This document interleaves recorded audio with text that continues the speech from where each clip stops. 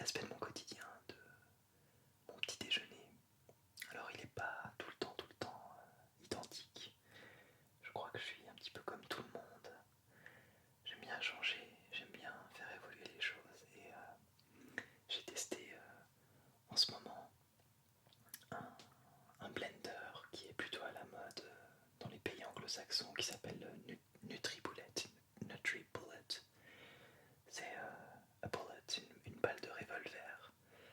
Et en fait, c'est une bombe de nutriments, clairement. Et, euh, et en fait, on peut pas mettre tout ce qu'on veut à l'intérieur, mais on peut mettre énormément de choses très très riches en nutriments. Alors, je vais te montrer ce que moi je fais je m'en suis inspiré et puis j'ai fait ma bombe nutritionnelle, ma bombe de nutriments, c'est comme ça que je l'appelle, pour mon petit déjeuner. Alors c'est le printemps, c'est le début du printemps et on n'a pas encore des tonnes de fruits à disposition comme c'est le cas à la fin du printemps mais même pendant l'été. Alors je vais te montrer. Je vais te montrer ce que je fais. Alors en fait le NutriBullet, c'est un blender, hein, ni plus ni moins. On visse la lame comme ceci, on retourne, on mixe. Une fois mixé, on retourne, on dévisse et on met une petite anse et du coup on peut boire directement. Il faut mettre 50% de green, de verdure. Alors le reste après c'est des fruits et on finit toujours après par des graines, des oléagineux, des super aliments. Alors pour ce qui est du vert, j'aime beaucoup en ce moment on peut mettre de la mâche, on peut mettre pas mal de verdure, de la roquette encore que c'est un petit peu fort. Moi, je suis allé chercher dans ma Biocop des jeunes pousses d'épinards.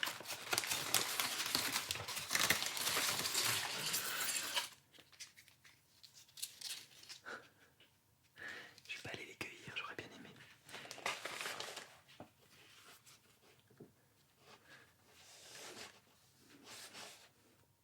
Alors,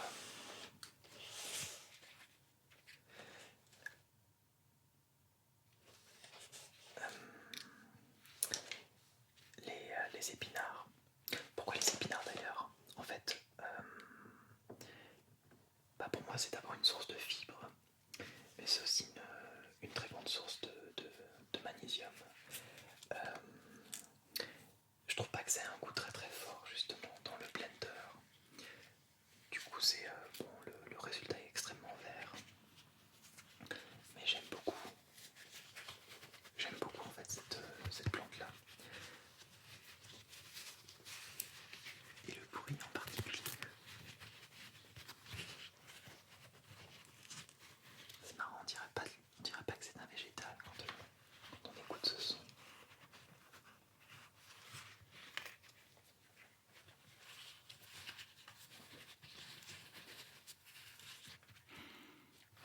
Oui, ça n'a pas d'odeur très prononcée.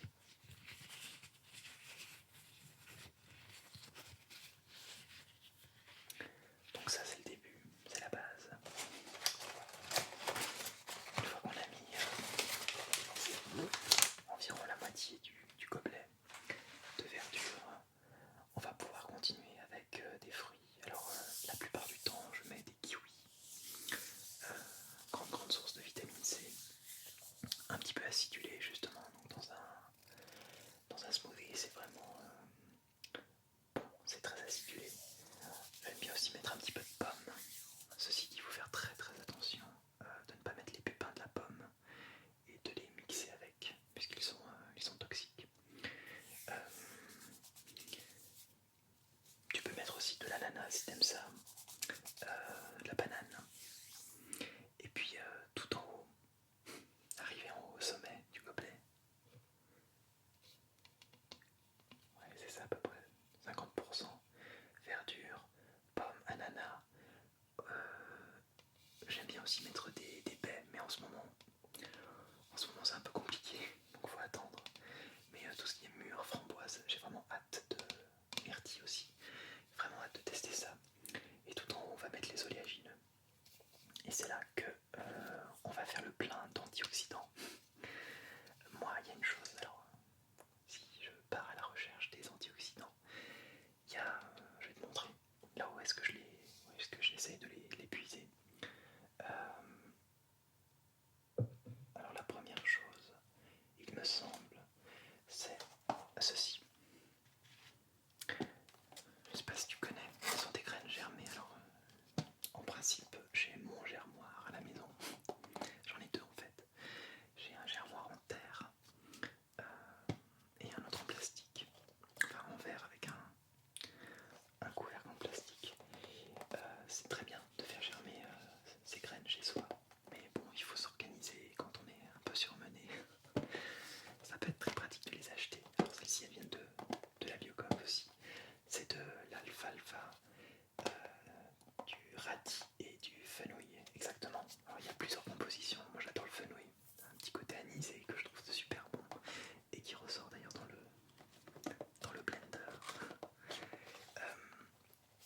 Évidemment c'est bourré d'antioxydants, ça c'est un mot que je vais peut-être répéter 10 fois dans cette vidéo, mais d'enzymes aussi qui permettent d'activer des mécanismes profonds dans le corps. Il y a évidemment des protéines, les sportifs l'utilisent énormément, également pour faire dans leur salade, mais également pour faire pour se supplémenter en protéines. Et en fait, on cherche très souvent à prendre de la spiruline, plein de choses qui sont très très bons en soi, mais il y a vraiment une action en douceur avec les graines germées. Ce sont des tout petites graines qui sont déconcentrées en fait de vitamines, évidemment aussi de minéraux. On dit par exemple que après sa germination, une graine de blé va avoir 600, comment dire, le taux de vitamine C va augmenter de 600%. Donc c'est de la vie, vraiment de la vie, j'appelle ça vraiment de la vie. On insuffle la vie dans les graines et on mange cette vie, boum.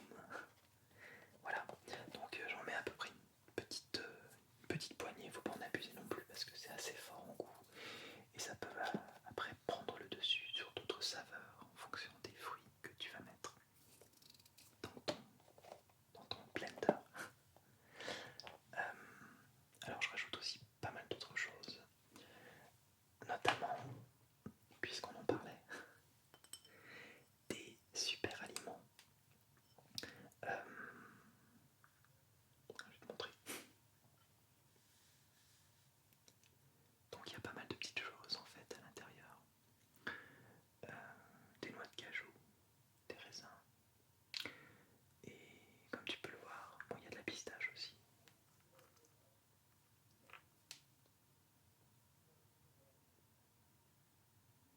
Super joli.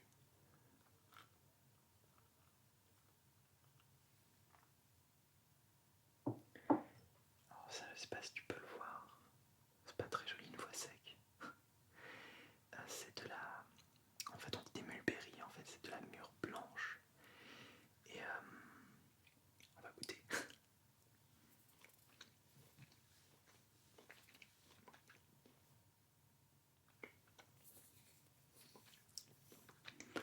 J'en ai déjà parlé dans une vidéo. C'est vraiment très très subtil. Alors c'est bourré d'antioxydants bien évidemment. On les appelle les mûres blanches ou les mulberries comme je disais. Ce sont des fruits sucrés mais vraiment très subtilement. Pas comme les canneberges par exemple qui ont vraiment cet aspect sucré que j'utilise d'ailleurs pour donner cet aspect sucré dans certaines préparations. Alors il y a de la vitamine C, il y a du zinc, il y a du fer, mais il y a aussi donc ces antioxydants dont je te parlais qui sont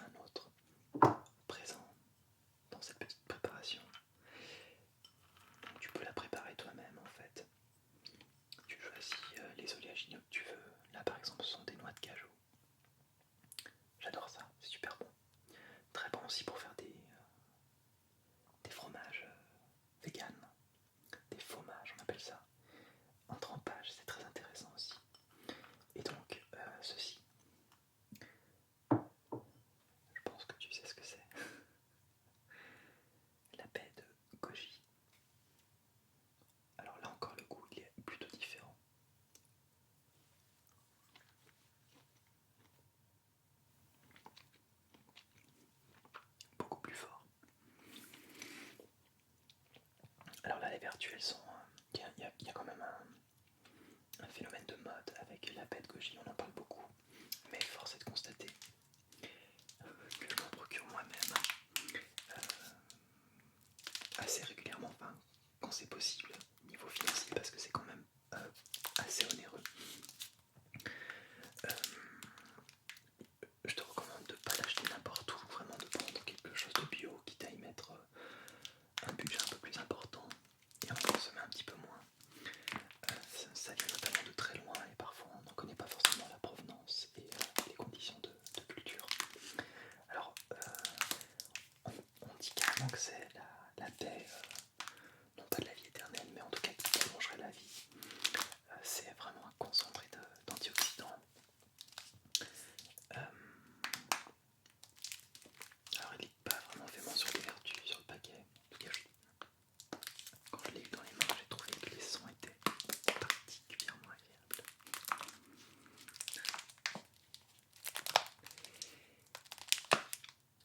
C'est la baie qui, soi-disant, reste avec des jeunes, en particulier grâce aux antioxydants, le VPC, le taux de cholestérol. Évidemment, pour les sportifs, elle augmente l'énergie et l'endurance. Et vertu nous intéresse. Elle permet d'améliorer la qualité du sommeil. Et ça, c'est pas rien.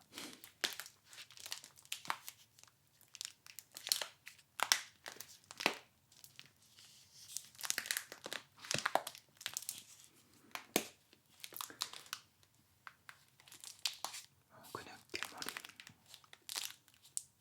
les vertus détoxifiantes de la bête goji.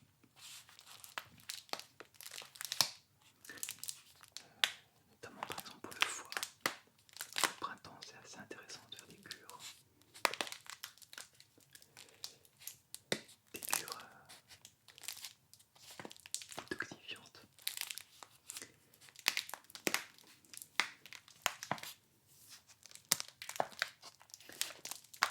Donc,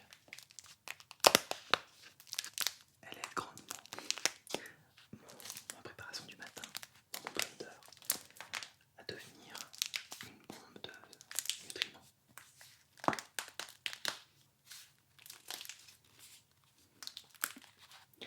J'ai entendu dire qu'elle soulageait également les maux de tête. Alors, encore une fois, les maux de tête, ça dépend lesquels.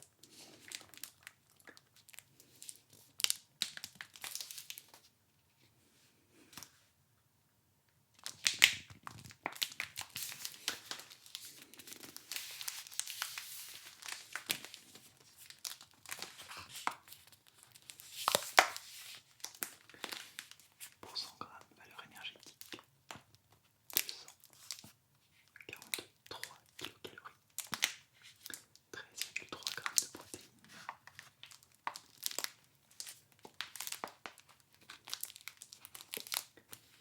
un petit peu de lipides, pas beaucoup, 1,8 grammes.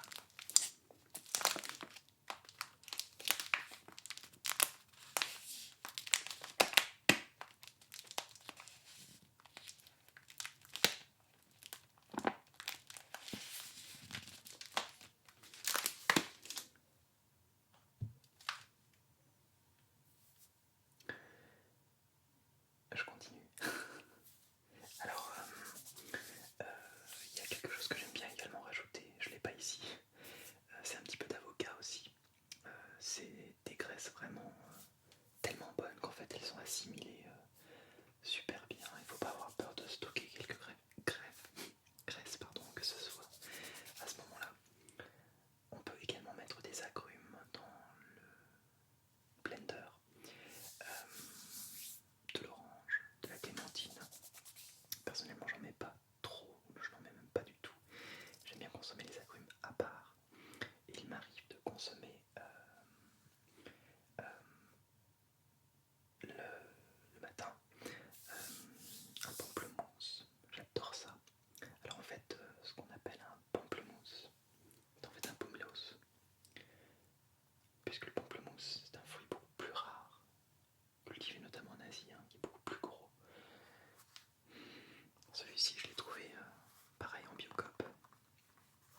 méfie des agrumes et des traitements. Donc pareil, autant consommer un petit peu moins gaspiller, mais prendre bio. La couleur elle est magnifique. Et le bruit est vraiment sensationnel.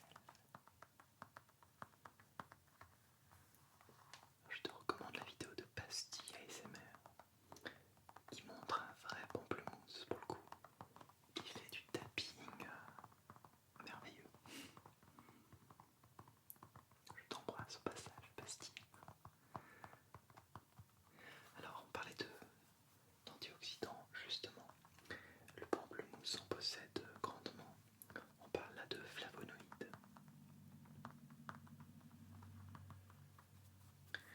Euh,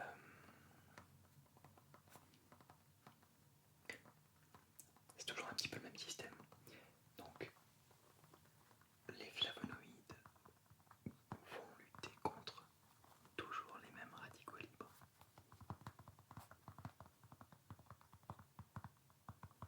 que l'on essaye de pourchasser.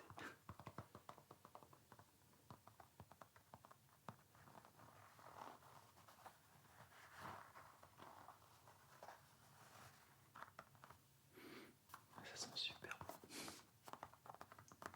J'aimerais que tu puisses sentir.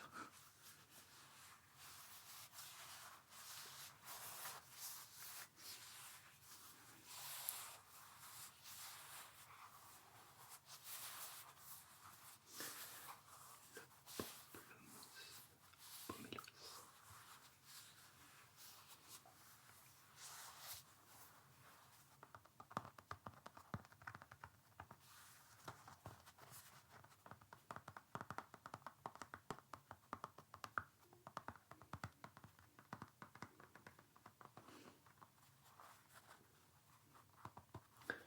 Donc, consommer à part, de préférence, c'est tellement bon que je trouve ça dommage de le mettre, de le mixer en fait.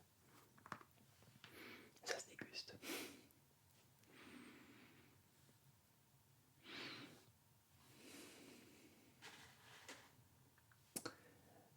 Alors, qu'est-ce que j'utilise d'autre? Je rajoute également des oléagineux. Alors, il y a les noix de cajou que je t'ai montré. J'adore aussi le sésame. Euh, je ne l'ai pas sous la main. Il est resté dans ma cuisine. C'est pour moi vraiment mon chouchou. Alors, le sésame grillé, ça relève les plats, c'est super intéressant dans la cuisine. Je ne te recommande pas de le consommer tout le temps grillé, puisque les graisses s'en trouvent abîmées. Il faut le consommer complet et cru. Euh, pour moi, c'est la graine qui apporte le calcium. On pense toujours aux produits laitiers, mais c'est un calcium extrêmement mieux assimilé et beaucoup plus facilement disponible pour le corps que dans les produits laitiers qui contiennent d'autres choses, notamment le lactose, qui complexifie un petit peu les modes d'assimilation en fonction des personnes, bien sûr. Personnellement, je consomme très très peu de produits laitiers, je diminue. Et libre à chacun de trouver le seuil de tolérance face aux produits laitiers qu'on consomme de toute façon beaucoup trop.